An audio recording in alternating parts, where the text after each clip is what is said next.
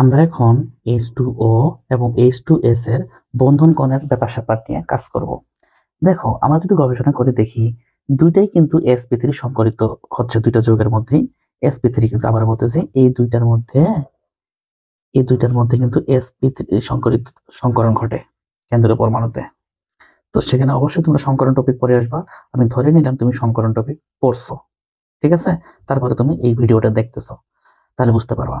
তো কেন আমাদের তো 109.5 ডিগ্রি হওয়ার কথা, sp3 মানে তো 109.5 ডিগ্রি হয়, কারণ মিথেনে আমরা পড়ছিলাম CH4 এ দেখছিলাম এর sp3 কেন্দ্রীয় পরমাণু কার্বন হচ্ছিল এবং কোণের মান পাচ্ছিলাম আমরা 109.5 ডিগ্রি, অথবা পাইছিলাম কত, 109.28 মিনিট, ঠিক কিনা বলো তো? পাইছিলাম। কিন্তু কি এমন ঘটনা ঘটে যে এখানে পানিরও sp3 কিন্তু 109.5 হচ্ছে না, H2S এরও এই ঘটনা কেন আসলে হচ্ছে? তো আমরা একটু গবেষণা করে দেখি, আমরা কি পদ্ধতিতে অ্যাপ্লাই করতে পারি। তো প্রথমে একটা পদ্ধতি এক, দুইটা পদ্ধতি নিয়ে কাজ করতে পারি। হ্যাঁ, পদ্ধতি নাম্বার এক, এই পদ্ধতিতে আমরা বিপি এর হেল্প নিব। বিপি এর হেল্প নিব, 1 নাম্বার পয়েন্ট। 2 নাম্বার পয়েন্ট, এই বিপি মান মানে বিকর্ষণ বলের মান যত বেশি হবে, বিপি তো বিকর্ষণই করবে। আচ্ছা, এখানে আরেকটা বিষয়, যারা ভেসপার থিওরি পড়োনি তারা কিন্তু এই ভিডিওটা দেখবা না। অবশ্যই ভেসপার থিওরি এবং সংকরণ টপিক ভালো করে জানা থাকলেই এই ভিডিওটা দেখবা, তাহলে বুঝতে পারবা, আর বুঝতে পারবা না।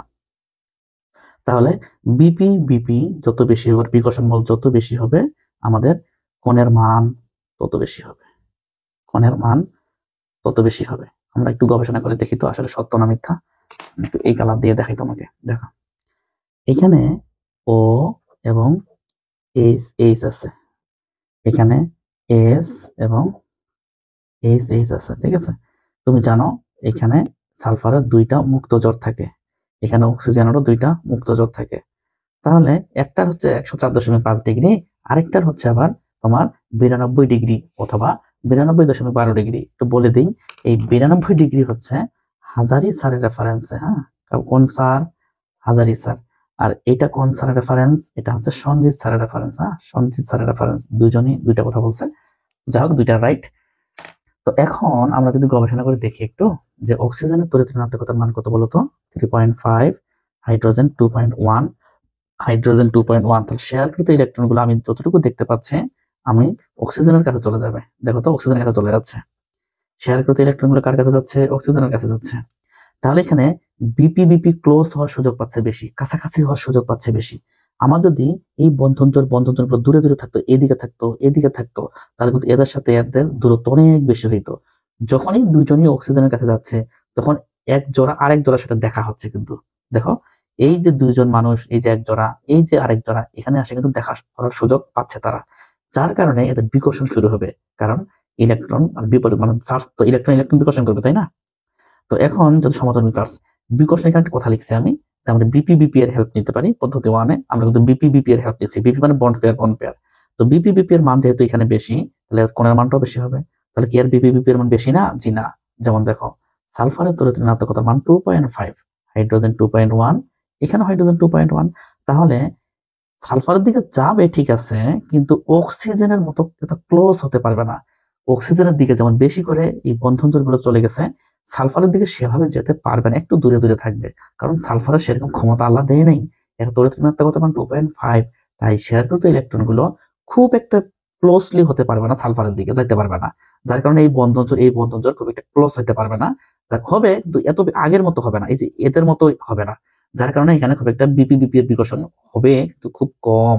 তাহলে বিপি এর বিকর্ষণ দিয়ে আমরা ব্যাখ্যা দিতে চাই, তাহলে অক্সিজেনের এখানে বিপি গুলো বেশি ক্লোজ হবে, আর এখানে খুব কম ক্লোজ হবে। হ্যাঁ, যার কারণে এখানে বিপি এর বিকর্ষণ বল কম পাবো, যার কারণে কোণের মানও কম পাবো। কারণ আমরা জানি বিপি এর বিকর্ষণ বল যত বেশি হয়, কোণের মানও তত বেশি হবে। তাই এখানে এর কোণের মান পাইছিলাম বেশি, 104.5 ডিগ্রি পানির, আর H2S পাইছিলাম 92 ডিগ্রি বা 92.12 ডিগ্রি। কথা বুঝতে পারছো? এটা হলো পদ্ধতি 1। আমরা পদ্ধতি 2 দিয়েও ব্যাখ্যা দিতে পারি। দেখো, পদ্ধতি 2, যে কোনো একটা তুমি পদ্ধতি অ্যাপ্লাই করতে পারো। এই পদ্ধতিতে আবার যে ঘটনাটা ঘটবে সেটা হচ্ছে, আমি একটু বলি, আমি ফাঁকা ডি অরবিটালের হেল্প নেব। ফাঁকা ডি অরবিটাল, অরবিটাল, ফাঁকা ডি অরবিটাল এর হেল্প নিয়ে কাজ করব। ফাঁকা ডি অরবিটালের হেল্প নিয়ে। এটা আবার কেমন কথা? তো দেখো একটু এখানে যে ঘটনাটা ঘটে, এখানে আবার তোমার উদাহরণ দিলে বিষয়টা বুঝতে পারবা। আবারও পানি আঁকি আমি এই কলম দিয়ে। এই যে এখানে ও, এখানে হচ্ছে এস, এখানে হচ্ছে এস, এখানে হচ্ছে সালফার, এখানে এস, এখানে এস, এখানে একটা লোন পেয়ার, এখানে একটা লোন পেয়ার, এখানে একটা লোন পেয়ার, এখানে একটা লোন পেয়ার। তো আমরা কি বললাম, ফাঁকা ডি অরবিটালের হেল্প নিব এখন। তো আমি যতটুকু দেখতে পাচ্ছি এই এস এর ফাঁকা ডি আছে, এস এর ফাঁকা ডি আছে, বুঝে নিও, আমি সংক্ষেপে লিখলাম। এস এর ফাঁকা ডি আছে মানে কি ফাঁকা ডি অরবিটাল আছে। কেমনে বুঝলেন আপনি? ইলেকট্রোবিন্যাস করে দেখো, ফাঁকা ডি অরবিটাল পাবা। এস এর ফাঁকা ডি অরবিটাল আছে, যার কারণে এখানে পয়েন্ট লিখে এক নাম্বার পয়েন্ট, এস এর ফাঁকা ডি অরবিটাল আছে। 2 নাম্বার, এই ডি অরবিটাল থাকার কারণে এলপি এলপি প্রচুর বেশি হয়।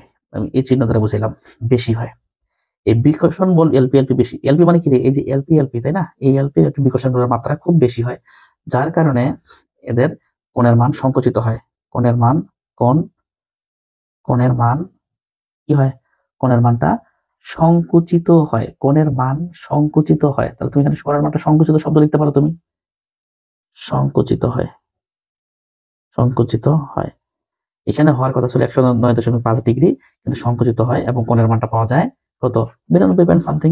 তাহলে যদি পানির ক্ষেত্রে চিন্তা ভাবনা করি, আবার পানির ক্ষেত্রে দেখো একটু, পানির ক্ষেত্রে ও এর ফাঁকা ও এর ফাঁকা ডি অরবিটাল নাই, ও এর ফাঁকা ডি অরবিটাল নাই, তাই এখানে এলপি এলপি বিকর্ষণ বলের মাত্রা তুলনামূলক কম।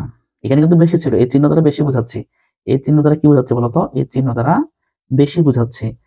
এখানে বিকর্ষণ হবে, হবে না যে তা না, হবে, কিন্তু তুলনামূলক কম, তুলনামূলক কম হবে। যার কারণে এখানে যে ঘটনাটা ঘটবে সেটা হচ্ছে 3 নম্বর পয়েন্টে বলতে পারি, কোণের মান কম সংকুচিত হবে। একটু দেখাই, এখানে কোণের মান কম সংকুচিত হবে, সংকুচিত, কোণের মান কম সংকুচিত হবে। তো কোণের মান যদি কম সংকুচিত হয় তাহলে তো তোমার এর তুলনায় এর কোণের মান বেশি হবে, যেহেতু কম সংকুচিত হবে, তাই না? তাই আমরা এখানে 104.5 ডিগ্রি দেখাইছিলাম, আর এখানে 92 ডিগ্রি দেখাইছিলাম, 92.12 এটাও হতে পারে। তো যে কোনো একটা পদ্ধতি তুমি অ্যাপ্লাই করতে পারো। দেখো এখানে আমি বিপি এর হেল্প নিছি, আর এখানে আমি ফাঁকা ডি অরবিটালের হেল্প নিয়ে কাজগুলো করলাম। যে কোনো একটা পদ্ধতি তুমি অ্যাপ্লাই করে সৃজনশীল লিখতে পারো। টপিকগুলো তো সৃজনশীলের জন্য, কথা কি বুঝতে পারছো? টপিকগুলো কিসের জন্য? সৃজনশীলের জন্য।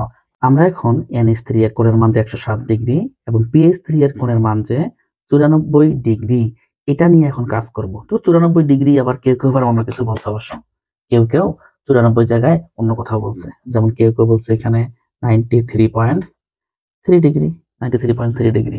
আমরা যদি সংকরণ ক্লাসটা করে থাকি তাহলে বুঝবো দুইজনেরই সংকরণ কিন্তু হচ্ছে এখানে কেন্দ্রীয় পরমাণু সংকরণ হচ্ছে sp3।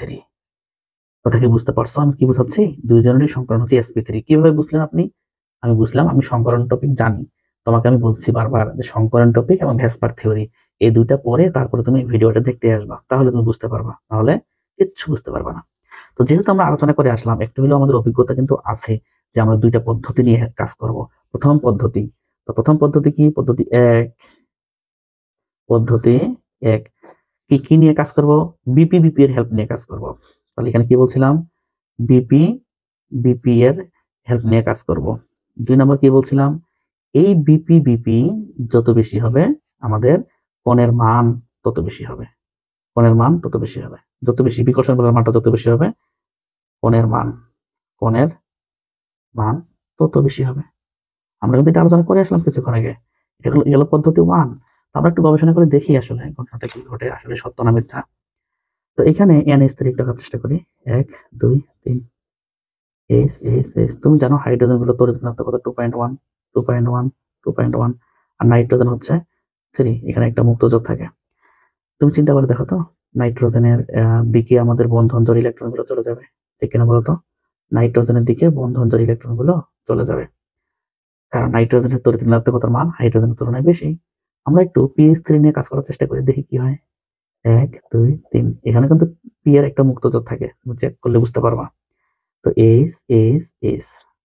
তো আমরা যদি গবেষণা করে দেখি, আমাদের যে এখানে হাইড্রোজেন 2.1, তুমি জানো হাইড্রোজেন 2.1, আর ফসফরাসও কিন্তু 2.1, কিছু কিছু বইয়ে হয়তো বা 2.2 পেতে পারো, বা তোমার কি বলা যায় 2.2 কিছু কিছু বইয়ে আছে, কারণ 2.2 কম, খুব কম বইয়ে পাওয়া গেছে। তবে 2.1 নিয়ে তুমি কাজ করবা। তো আমার কাছে যেটা মনে হচ্ছে, শেয়ারকৃত ইলেকট্রনগুলো খুব একটা ফসফরাসের দিকে যাবে না। তাহলে শেয়ারকৃত ইলেকট্রনগুলো এখানে নাইট্রোজেনের দিকে বেশি যাবে না ফসফরাসের দিকে বেশি যাবে? আমার কাছে মনে হচ্ছে নাইট্রোজেনের দিকে বেশি যাচ্ছে, কারণ নাইট্রোজেনের তড়িৎ ঋণাত্মকতার মান ফসফরাসের তুলনায় বেশি। যদি নাইট্রোজেনের দিকেই যায়, তাহলে এই যে জোড়া জোড়া যে ইলেকট্রনগুলো আছে, এরা কাছাকাছি হওয়ার সুযোগ পায়। এরা যত বেশি ক্লোজ হবে, কাছাকাছি আসবে, তত একটা বিকর্ষণ বল সৃষ্টি হবে, এবং বিকর্ষণ বলের মাত্রাটা বেশি হবে। বিকর্ষণ বলের বিপি মানে বন্ড পেয়ার, বিকর্ষণ বলের মাত্রা বেশি হবে। আর বিকর্ষণ বলের মাত্রা বেশি হলে কোণের মানটাও বেশি হবে। তো দেখো এই দুজনের মধ্যে এর কোণের মান বেশি, কত? 107 ডিগ্রি লিখছি এখানে, 107। আর PH3 94 ডিগ্রি বা 93.3 ডিগ্রি। তো এখানেও আমি একটা রেফারেন্স দেই, আমাদের 94 ডিগ্রি বলছে আমাদের সম্মানিত হাজারি স্যার, আমি স্যার লিখলাম না, মুখে মুখে বললাম, বুঝে নিও জায়গা নেই যেহেতু। আর এখানে বললাম সঞ্জিত স্যার, এখানে জায়গা নেই তাই স্যার লিখলাম না আমি। এখানে আমি সঞ্জিত স্যার বলতেছি। যাই হোক, এখানে যেটা বলতে চাচ্ছি সেটা হচ্ছে বিপি দিয়ে কিন্তু ব্যাখ্যা দিলাম আমি। এটা গেল পদ্ধতি 1। আমি যদি এখানে পদ্ধতি 2 নিয়ে কাজ করতাম, দেখো তো পদ্ধতি 2 কি করছিলাম? ফাঁকা ডি অরবিটালের হেল্প নেব বলছিলাম। ফাঁকা ডি অরবিটালের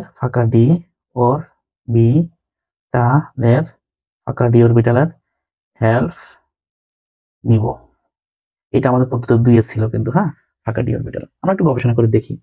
আমরা গবেষণাটা যদি করি তাহলে আবারও ছবিটা আঁকি। এখানে এস, এখানে এস, এখানে এস, এই যে মুক্তজোর, এখানে হচ্ছে বন্ধন জোর, এখানে বন্ধন জোর থাকবে, বন্ধন জোর থাকবে, বন্ধন জোর থাকবে। আমরা যদি এখানে পি নিয়ে কাজ করি, PH3 1 2 3 এস এস এস, এখানে একটা মুক্তজোর থাকে, এখানে বন্ধন জোর, এখানে বন্ধন জোর, এখানে বন্ধন জোর দিলাম আমি। আমি যেটা বলতে চাচ্ছি সেটা হচ্ছে যে এই যে এই যৌগটা আমি একটু বলি, এর ফাঁকা ডি আছে, বুঝে নিও। ফাঁকা ডি আছে মানে ফাঁকা ডি অরবিটাল আছে, বুঝে নিও। কিভাবে বুঝলেন আপনি? তুমি ইলেকট্রোবিন্যাস করে দেখো, তুমি নিজে বুঝতে পারবা ফাঁকা ডি অরবিটাল আছে। তারপরে ফাঁকা ডি অরবিটাল থাকলে কি হয়, আমরা কিছুক্ষণ আগে বলে আসলাম। ফাঁকা ডি অরবিটাল থাকলে আমাদের এখানে আগে যেমন ছিল, আগে যে উদাহরণটা দিয়েছিলাম H2S H2O, এখানে এলপি বিকর্ষণ করছিল না, এখানে তো এলপি আছে, আরেকটাতে এলপি নাই, তাহলে কি হবে? এই এলপি আর বিপি, এগুলো বিপি না, বিপি মানে বন্ধন জোড়। এলপি বিপি আমি একটু লিখি এখানে, এলপি বিপি এর তোমার বিকর্ষণ, এলপি বিপির বিকর্ষণ লিখে দিই একটু, বিকর্ষণ, এলপি বিপির বিকর্ষণ অনেক বেশি হবে।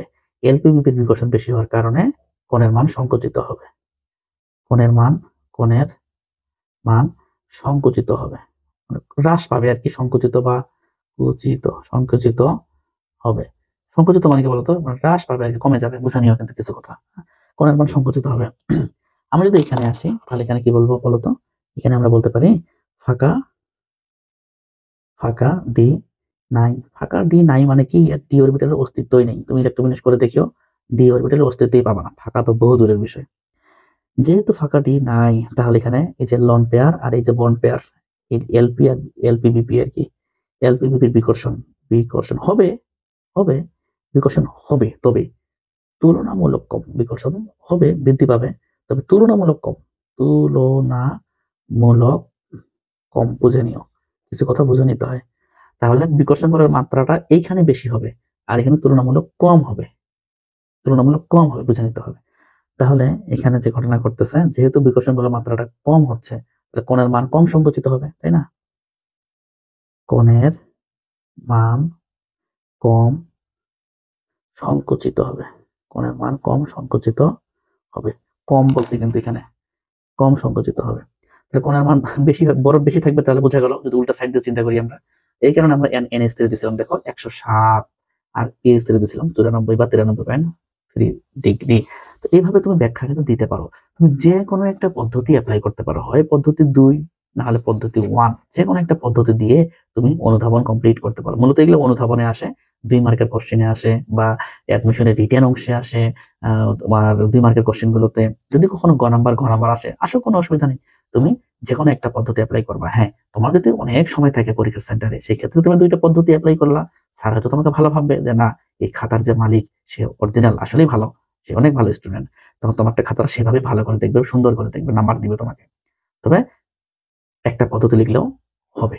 আশা করি তুমি আমার এই ব্যাখ্যাটা বুঝতে পারছো। আমরা আচ্ছা, এখানে আরেকটা বলি, যারা এখনো বুঝতেছো না যে ফাঁকা ডি আছে আপনি কিভাবে বুঝলেন, আমি একটু, যেহেতু ফাঁকা জায়গা আছে এখানে, আমি একটু কথা দেখাবো। এই পাশে দেখাই, দেখো সময় যেহেতু আছে, আমি যখন ইলেকট্রন বিন্যাস করবো নাইট্রোজেনের 1s2 2s2 2p3, হ্যাঁ 3 4 5 6 7 হয়ে গেছে।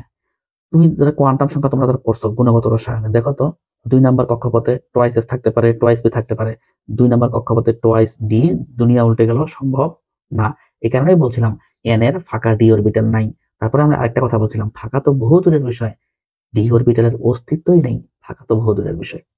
অনুরূপ ভাবে আমরা অক্সিজেন নিয়ে যদি চিন্তা করে দেখি, 8 1s2 2s2 2p4, সেম ব্যাখ্যা, সেম সেম হচ্ছে, তাহলে এখানেও তোমার টোয়াইস ডি সম্ভব না, তাই না?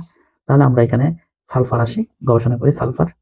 তো এখানে 1s2 2s2 2p6 3s, কত হবে বলো, 3s2 3s2, তারপরে এখানে 3px2 3py1 3pz1, আমি একটু করলাম, দেখো আশা করি বুঝতে পারবা। 6 7 8 9 10 11 12 13 14 15 16, ঠিক আছে। আমি যদি এখানে এই সালফারটাকে এক্সাইটেড করি, এই সালফারটাকে যদি এক্সাইটেড করি, তাহলে কিন্তু আমার এই ইলেকট্রনটা, এই যে ইলেকট্রন গুলো, এরা কিন্তু ওই দিকে যাবে, ফাঁকা ডি এর দিকে যাবে, ঠিক আছে। তো যাই হোক, আমি এক্সাইটেড করলাম, শুধু এইটুকু মাথায় রাখো যে এর ফাঁকা ডি অরবিটাল আছে, কিভাবে বুঝলেন আপনি? তো 3 নম্বর কক্ষপথে 3 টাইপের অরবিটাল থাকে। 3 নম্বর কক্ষপথে যেমন এন এর মান যদি 3 হয়, তুমি এল এর মান কি লিখো বলতো, 0 1 2, যারা গুণগত রসায়ন পড়ছো। তাহলে 0 মানে কি অরবিটাল বলতো, এস অরবিটাল, 1 মানে কি অরবিটাল, পি অরবিটাল, 2 মানে কি অরবিটাল, ডি অরবিটাল। আচ্ছা, প্রশ্ন, এসে যদি ফাঁকা ডি অরবিটাল থাকে তাহলে লিখেন না কেন আপনি? কেন লিখবো আমি? আমার কি প্রয়োজন আছে নাকি? আমার তো এমনিতে তো হয়ে গেছে, আমার তো আরো এখানে একটা ইলেকট্রন ঢুকবে পি ওয়াই তে, আরো তো একটা ইলেকট্রন ঢুকতে পারে পি জেড এ। আমি ফাঁকা ডি লিখে কি করব? কথা বুঝতে পারো নাই? তাহলে আমাদের ফাঁকা ডি অরবিটাল আছে, আমি কোয়ান্টাম সংখ্যা দিয়ে মোটামুটি চেক করে দেখলাম। আমি চাই যারা তোমরা এই যে সালফারের পরিবর্তনশীল যোজনী দেখছো 2 4 6, জানো না? একবার পিএক্স থেকে এই যে দুইটা, এর মধ্যে একটা ইলেকট্রন ফাঁকা ডিতে চলে যায়, তারপরে এই যে এস 3s2, এখান থেকে একটা ইলেকট্রন ফাঁকা ডিতে চলে যায়, ফাঁকা ডি আছে, প্রয়োজন হয় না বিধে আমরা লিখি না। অনুরূপ ভাবে আমরা যখন পি নিয়ে কাজ করবো, ফসফরাস নিয়ে, পি নিয়ে কাজ করবো, সালফার তো 16 আর ফসফরাস হচ্ছে 15, 1s2 2s2 2p6 3s2 3px1 3py1 3pz1।